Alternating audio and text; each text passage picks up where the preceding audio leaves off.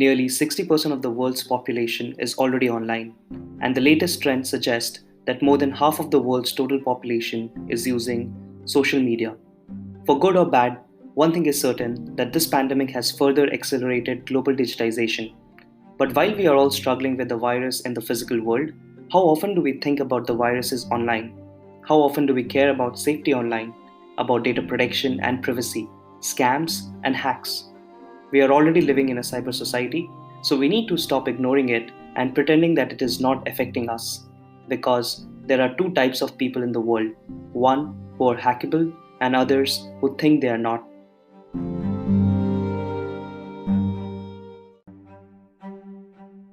Welcome to Tech Me to the Future, our podcast about technology, innovation, and their impact on society and human behavior. Please welcome your host, Mayang Sanchetti.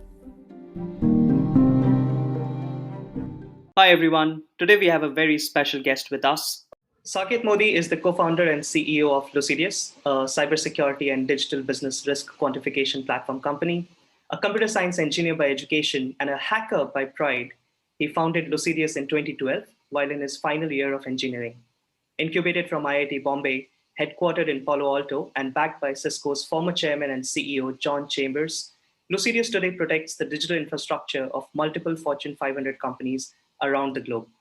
Saket is a part of Fortune Magazine's 40 Under 40, Entrepreneur Magazine's 35 Under 35, Forbes Magazine's 30 Under 30 lists, among others. The government of India also awarded him with the title of Champion of Change in 2017. Saket, welcome to Take Me to the Future. Thank you, Mayank, for having me on your show. Looking forward to having a lot of fun with you. Before we start, talking about the cybersecurity, I would like to know more about your background. Where did you come from, and how did you end up in an otherwise niche field of cybersecurity? Mayank, I've been a terrible student all my life. I'm one of those guys who had more red ink than blue ink when there were examination results that used to come out, because I used to hardly clear any of my examinations. However, the two subjects which I was most of the time top in my class were mathematics and computer science. These were the two subjects that I was always very passionate about. And that's the reason why I ended up choosing and fortunately getting to do my undergraduation in computer science engineering. If you think about the meaning of cybersecurity, since you asked the question of how did I end up with cybersecurity, cybersecurity is not a different field than computer science. I like looking at it as going deeper into computer science.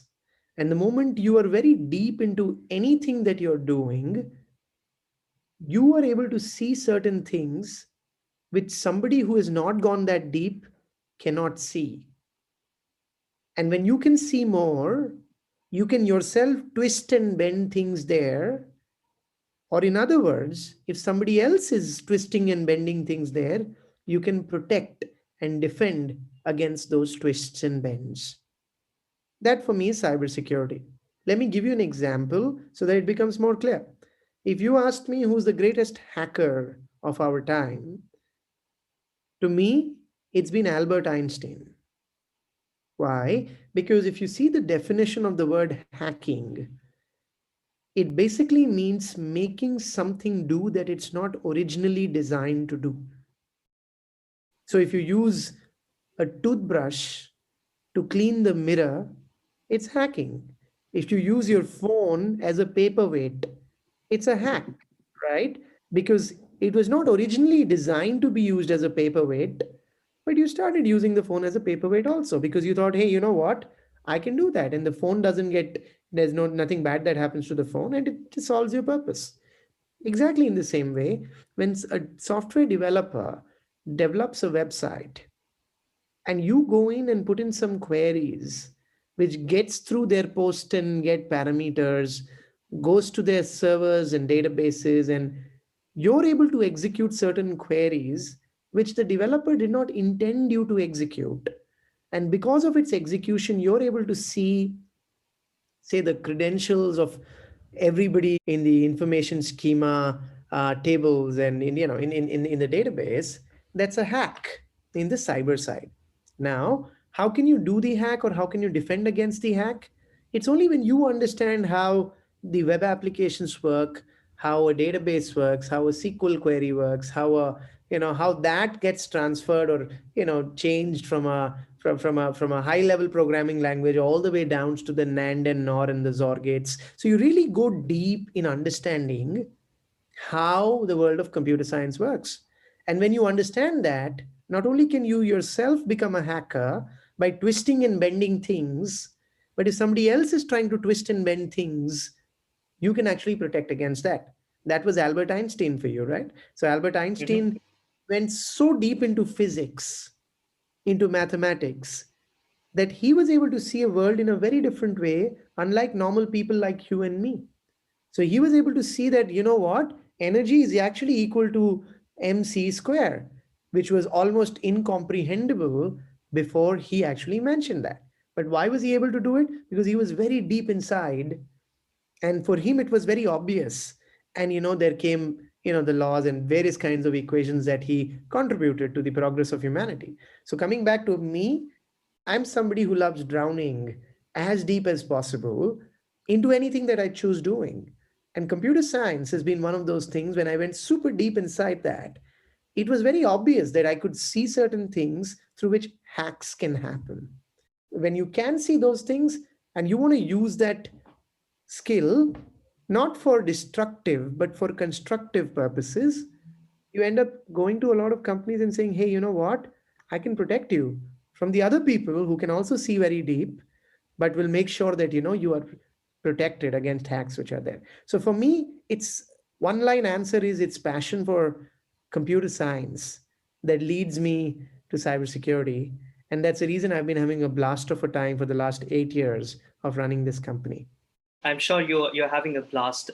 Actually, it's interesting when you mention that one needs to get into depth in order to become a hacker. It reminds me of the first hacker community, like official hacker community back in the dorms or rooms of MIT, when great scientists and computer engineers like Greenblatt, Minsky, and Weizenbaum were creating Mac hack, where they created the first chess playing computer, and and they had the entire breed of computer engineers who were sleeping with the computers, eating in the same room, just coding and understanding the nitty gritties of the computer, and were asocial from the entire world.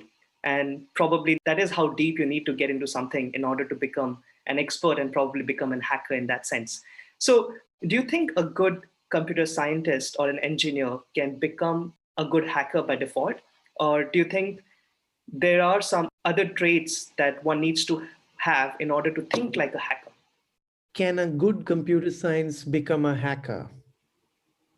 It's like asking, can water become water vapor? And I'll explain you why I'm saying that. If you really think about it, there is no difference between a good computer science and scientist and a hacker. They Mhm. are not two different things. A can become B if there is a difference between A and B. I don't see a difference between A and B. It's just the way you call them, right? In societal terms, because the term hacker in general is used for a not very popular group of people who do wrong things, and don't take it for, it is something which I see genius in them, right? Even if they're doing wrong, it's not easy to go ahead and twist and bend, things which are designed not to be hacked, right? Because when you're a developer and developing a product, at least you, in the best of your IQ, try to make the product in a way it cannot be hacked. So not only do you need a higher IQ, you need a better understanding than the developer of their own product, of the environment in which the product will be running. So in other words, Mayank, what I'm saying there is that uh, can a good computer scientist become a good hacker? He's already a hacker. She's already a hacker. There is no Mhm. difference because for me, a hacker, unlike what most people perceive that term, for me, a hacker is somebody who's very deep into whatever they are doing, not just computer science, Mayank. Because Albert Einstein was not a computer scientist. But why do I call him the greatest hacker of our time? Anybody, if you're a good product manager, you can go super deep into the shoes of every customer which is using your product, every feature, where left, right, center, the color of the button, the interactions that they will have, the amount of time it would take, the key problem statements that you're trying to solve. You can go so deep in, and then you can become a hacker also. Fair enough. You also have a magic trick up your sleeve whereby you take a phone or any smartphone from someone from the audience, and within 20 seconds, you get access to all his or her call logs, SMSs, browser history, and can even remotely turn on the microphone of the mobile. If we were having this conversation in person, I would have asked you to demonstrate that. We will definitely discuss about how we can safeguard ourselves from such hacks. But before we jump into that, why don't you share with me and my listeners on how to hack our friends' mobile phones? Well, I would want us to focus more on how to secure our friends' mobile phones. Because, that is the ultimate intent. So that, but the security of mobile phones cannot happen till the time you at least at a high level understand how the phone is hacked. And that's the only intent when I show that demonstration. It is to make people aware, because I get this all the time where people say, my iPhone cannot be hacked because it has a fingerprint scanner. My Xiaomi phone cannot be hacked because it reads my face, and only then I can log in. So nobody can get inside my phone. It's unfortunate. There are so many people who think like this, because it's not their fault. It's just because there has never been a formal education on the right way to use the internet, on the right ways to use the mobile phone. And therefore, Mayank, it has become so easy for pranksters, for fraudsters to go ahead and take advantage of the uninformed, unaware public which is out there. And you see so many breaches happening all the time, unfortunately. So that's the background. What I do is fairly straightforward. I mean, you come from the product development world. It's very, very simple. I mean, it's a simple APK file. When you get a phone in your hand, just enable the download of developer options. Basically enable developer options in an Android phone. Download an APK. It's a very lightweight, like literally 50 KB APK, small APK that you download. It's a service. Make it run like mine was called com.android.system update, which basically nobody will ever want to delete or stop because they might think the phone will come to a halt. Don't give any icon. You don't need an icon. Simply download the APK, install it, give all the permissions that a normal application takes, and that's it. So what I'm doing there is no secret. It's something very, very basic. I would not even qualify that to being some crazy sophisticated hack. It's a fairly straightforward thing. What I show by doing on their phone and displaying that data on the screen is something that most of the mobile applications are already doing, which are already on your phone. You've already given them the permission to listen to your microphone anytime they want, to see your location anytime they want, to read your, you know, to read your contacts, your messages, your pictures, etc., etc. So, Mayank, what I'm trying to say there is that I have only one intent when I do that, because I want people to become more aware so that they can become more secured. It's like, to catch the thief, you need to know at least how the thief is thinking so that you can at least defend yourself, if not catch. To my listeners, there you have a prank for you to play around with your friends and family members this festive season. On a more serious note, Saket, let's talk about what's happening in the world of cybersecurity today. Especially with this pandemic, there has been a rise of global state level cyber attacks. A lot of companies have gone remote. People are working from home, and now there has been very thin boundary between personal and professional life. What are some of the big industry challenges that you and your team are facing right now and trying to solve?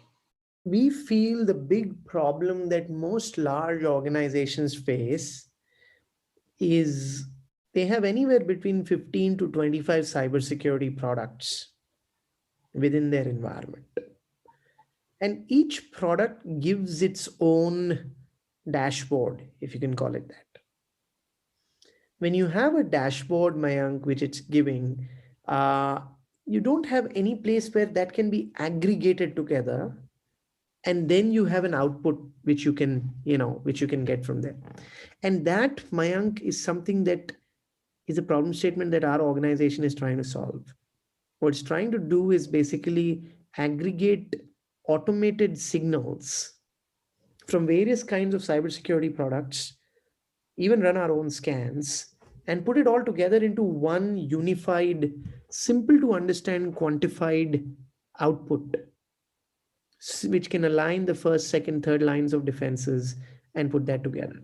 So that's what I feel is a big challenge across the globe. And that's one of the key problem statements that me and my team is trying to solve, Mayank. So, what would you think a good cyber risk management approach would look like? For example, cyber risk maturity assessment, cyber insurance, crisis management for a big company or probably a small enterprise? All of the above, Mayank, because you don't have an organization which is matured, which will not have any of these aspects which you mentioned, right? Because when you spoke about cyber risk management, well, management starts, you only manage something when you can measure it. So therefore, measuring measuring the breach likelihood, or proving to your organization that you are measurably more secured than the last quarter or the last year, not just by patching things internally, but versus the external threat landscape also, is where this becomes important and that becomes critical. If I talk specifically about small and medium enterprises, a lot of these small shops or businesses have come online during this entire pandemic, and they probably do not have that entire suite of solution that you're talking about. How do you think these enterprises can prepare themselves with more sophisticated cyber attacks happening around the world? So I think it starts with awareness, Mayank, where you start with the fact that you understand that there is a challenge, and if you get hacked, you have an existential threat. When if your code can get leaked, or even worse, somebody can inject a malware within your code. So if you're opening an e-commerce website or a taxi hailing app, every time somebody signs up, the hacker will come to know about it. They'll get to know the password, they'll get to know the credit card details, etc., etc. So it can be very scary. So I think it starts with awareness of knowing what's possible, and then you go from there in providing that way in which you invest the right amount of money. For young startups, I think it doesn't have to be very expensive. They have to think of security by design. So security has to be a part of DevSecOps.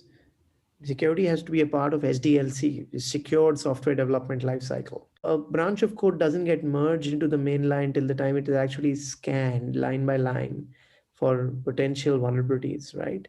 When you're onboarding a EC2 instance or an S3 buckets, it doesn't go live till the time the right kind of security policies are being complied to, and you make things happen on those lines. So the point I'm making there is, man, that there's a lot.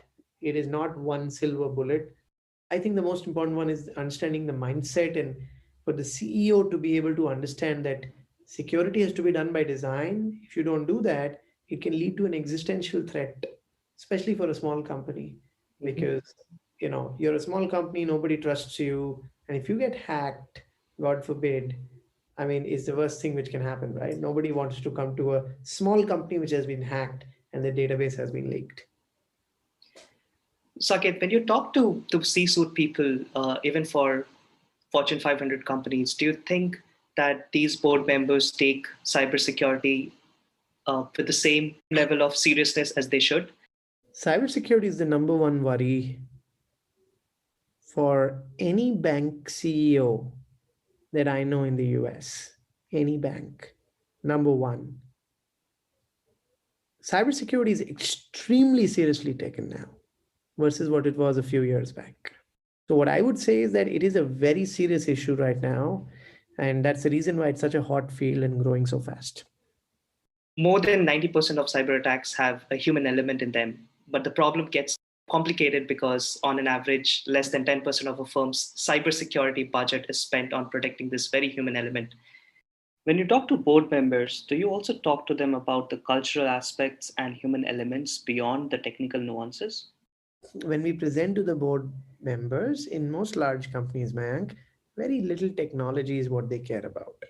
They care about the outcome. And when you talk about cybersecurity, all that they care about is the probability of breach, right? They don't care about the technical nuances of how many systems are patched, how many malwares are there in the network, how many incidents did we protect ourselves from, etc., etc.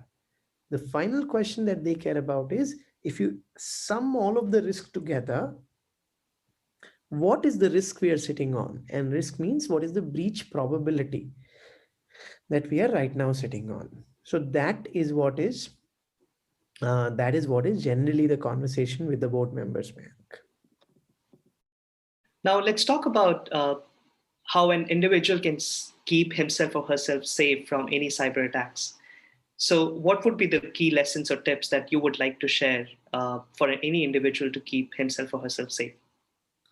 So, Mayank, the tips can go very, very long, right? Because for every platform, you have a different kind of tip, right? For Zoom, there's a different way of securing it. For Instagram, it's a different way of securing it. For your Android phone, it's a different way of securing it. But I will go slightly higher and say the common thing between all of them in securing yourself on the internet is assuming everything is hackable.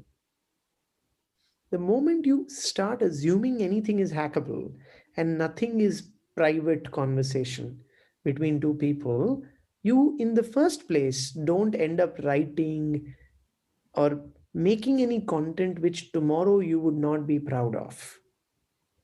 So that I think is a more important psychological defense which is required. And then you get a long list of technical controls. Now, if you asked me what are the technical controls, can you sum them up for me? We have a free of cost mobile application called Safe Me, SAFEME. It's available on the Android App Store and the iOS Play Store. You can go and download it. It's free of cost and it takes zero permissions. So when you download the app, it doesn't see your location, pictures, contacts, nothing. However, Mayank, what it does, it gives you hundreds of cybersecurity training courses. And these courses are 3-minute Netflix style courses where you can just search how to secure my Instagram, how to secure my WhatsApp, how to secure my Snapchat, whatever. And all of those will be 3-minute videos you can see. Take a quiz to actually see whether you understood those concepts or not, and then take it from there, man. Actually, I downloaded the app and it was very surprising to me to find out that my safe score was just 1.57 on a scale of 5. More importantly, what was very surprising to me that I had 19 exposures on dark web. I don't remember my Zomato password myself, but I can see my password on your app. And I'm pretty much sure that anyone who knows my Gmail ID can directly go on one of these sites and get my password of Zomato or the other web exposures that I've had. So, how can one imbibe the culture and habit of being aware and cautious of cyber attacks? In the physical world, we all have learned to lock our doors before we sleep or lower the drapes when we are changing clothes. What are those learnings that one needs to imbibe to thrive in the online world? The answer to that is different for every platform. How do you lock the doors of Instagram is different than how do you lock the doors of Facebook. Of course, the common thing is you have strong passwords and multi-factor authentication, and everybody knows that. So the best way to answer that would be download my app, search for the application that you use, and see a 3-minute video which will only give you the idea of what you need to do in that platform to make sure that you're secure. What do you think is the future of cybersecurity, and would you like to share some of the plans of your company, Lucideus? The mission statement of our company is that by 2024, we want to become the global de facto industry standard of measuring and mitigating cyber risks. There's a big problem in standardization of cybersecurity. Today, when you stay in a 3-star hotel or a 5-star hotel, you don't have to explain it to somebody of what is the meaning of 3-star and 5-star. It's pretty understood. But when you have a Uber versus a Grab versus an Ola, which app is more secure to safely use or give my credit card information? 3-star or the 5-star security index out there does not exist. We wish to define that for the world. So that's the future of where we are going. And where will cybersecurity go? I mean, it's one of the fastest growing, industries on the planet today, considering it's such a huge concern for almost any business, because every business today is a digital business. And when that is the case, I think that it's just too many things that will happen in the world of cyber. And one of the key things will be to put all of that together and quantify the risk, and standardize it. And that's what we are focused on. I see. Any new technological innovation that you are closely looking at? For example, the emergence of 5G networks is set to automate critical infrastructure like transport. The market is flooded with IoT devices, which would be in everyone's house. For example, home cameras, and even a lot of people will be driving semi-automated cars very soon. So now your cybersecurity extends to even physical spaces. How do you look into that space? There's a really nice term which is called, the new world is phygital in nature. That is physical and digital combined together, right? So you're right, Mayank, that while everything is new, the first principles of how a smart car or a smart TV works is the same the way your laptop and your cell phone works. There is a microprocessor which is taking a machine language code which is written at a high level language, which is being processed by a compiler, and it's people like you and me which are writing those codes. So whether that's on a smartwatch or a smart TV or a mobile phone or a cell phone, the architecture of how it works, the first principles of how it works, remains exactly the same. So yes, it's faster processing. Yes, it's millions of processors in a very, very small unit. It just gives more and more horsepower to anything which is happening. But the first principles remain the same. Every technology has its own pros and cons. And we continue to watch each space.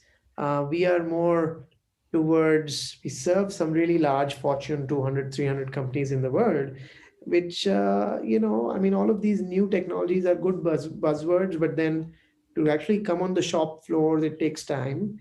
And when it's being done, thinking of security by design, as I said, is very, very important. And we continue to help a lot of OEMs to embed security and quantify how secure their devices are being produced and manufactured and shipped, and then that continues. One last question, Saket. Do you think we have sufficient talent on this side of the table to create that army of cyber warriors to fight against these cyber attacks? We do have a very, very, very large shortage of the right skill set in cybersecurity, Mayank. And that's the reason why the job market is wide open for good cybersecurity professionals who can really go deep down and make things happen there. Uh, I personally feel that, India would become one of the most important resource hotbeds for cybersecurity personnel, because that problem is not just in India but across the globe. And considering the number of engineers which are there in India, I have a strong feeling that India has solved the engineering problem to a very large extent thanks to the large global system integrators. It will also be able to go ahead and solve the problem statements of you know of things like cybersecurity, artificial intelligence, and produce the right quality of engineers. Right. Yesterday, I was reading about IIT Kanpur now starting a dedicated degree on cybersecurity, and so is most of the organizations around or institutions around the country. So it's just a matter of time where you start seeing some really high quality cybersecurity professionals being produced by the conventional institutes, and I think that's all great news for the country. Saket, it was great talking to you and having this conversation. Thanks a lot for your time. Thank you, Mayank.